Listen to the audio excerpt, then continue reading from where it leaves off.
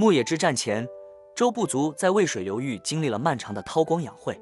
周文王姬昌曾被纣王囚禁于羑里，在牢狱中将八卦演为64卦，试图从天道中寻找兴亡的规律。而姜子牙的加入，标志着周人打破了血缘壁垒，开始吸纳东方部族的军事与政治智慧。公元前1046年，牧野之战的号角吹响了商王朝的丧钟。周武王姬发率领800诸侯联军，在朝歌郊外大败仓促应战的商军，地心自焚于露台。武王定都镐京，史称西周。与商朝将天命紧紧绑定在宗族血统与神权体系上不同，周人提出了天命弥长、唯德是辅的思想。既然商纣失德，天命便转移到周人手中。这个逻辑成为此后3000年中国王朝更迭的合法性基础。但武王克商之初，统治根基极不稳固。周人以关中一隅之力征服了庞大的商朝体系，殷商移民与东方各族的向背尚未可知。武王采取妥协策略，封纣王之子武庚于殷，统领商人故地，又将3个弟弟管叔、蔡叔、霍叔分封于武庚周围，名为协助，实为监控，史称三监。这一安排为日后的大乱埋下了伏笔。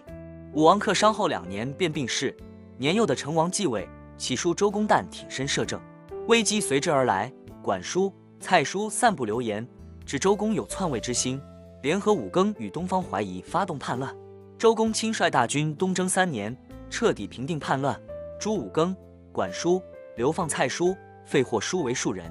叛乱平定后，周公对分封体系进行了全面重构，将周氏宗亲与功勋重臣分封至天下战略要地，织就了一张以宗法血缘为纽带的统治网络。同时，他在洛水之滨营建东都洛邑，将殷商顽民迁入其中集中管控，彻底消除了东方的叛乱隐患。周公一生最深远的贡献是治理作乐，他系统整理改造了上古原始礼仪习俗，构建了一套以维护宗法等级为核心的完整规范体系，从饮食、服色、车乘、乐舞到丧葬、朝聘、祭祀，社会生活的方方面面都被纳入里的轨道。周公摄政7年后还政于成王，西周进入长达40余年的成康之治，天下安定，10载行错40余年不用，是中国历史上第一个有明确记载的盛世。农业生产稳步发展，井田制全面推行，诗经中普天之下，莫非王土，率土之滨，莫非王臣的观念深入人心。然而盛世之下，结构性危机已悄然滋生。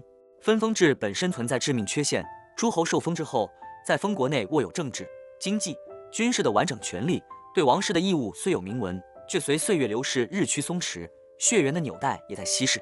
与此同时，周王室的军事扩张开始遭遇重挫。康王之子昭王南征楚荆，试图将中原文明推进至汉水流域，最终在渡汉水反噬途中溺亡，王室主力西6师全军覆没。穆王时期虽西征犬戎，东伐徐夷，扩大了王朝疆域，但常年征战也耗尽了国力。到厉王时期，矛盾彻底激化，厉王实行专利政策，将山林川泽收归王室垄断，禁止国人入内谋生，又从魏国招来巫师监视舆论，有诽谤者格杀勿论，举国噤若寒蝉，道路已暮。公元前841年，国人发动暴动，将厉王驱逐出镐京。此后由周定公、赵穆公共同执政，号曰共和。共和元年，即公元前841年，是中国历史有确切纪年的起点。自此，中国历史的脉络清晰可考。公元前828年，周厉王死于质地，躲藏在赵穆公家中多年的太子敬，在周二公的拥立下即位，是为周宣王。宣王任用仲山府、尹吉甫等贤臣，多次征伐鲜允、荆楚、怀疑，一度恢复了周王室的权威，史称宣王中兴。然而这不过是回光返照。宣王晚年接连犯错，擅自废立鲁国国君，破坏宗法秩序。千亩之战中被姜戎大败，南国之师全军覆没，又违背礼制，强行在太原清点民户，激起朝野不满。宣王之后，西周进入了灭亡倒计时。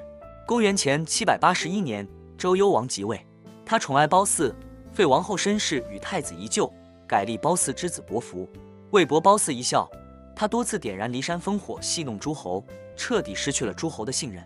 公元前771年，申侯联合犬戎、曾国攻打镐京，诸侯无人救援，镐京陷落，幽王被杀于骊山之下，西周灭亡。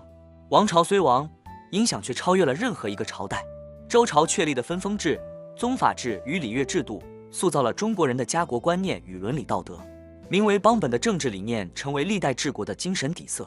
而周朝确立的汉字书写传统与文化体系一直延续至今。以上就是本期内容，点个关注，我们下期见。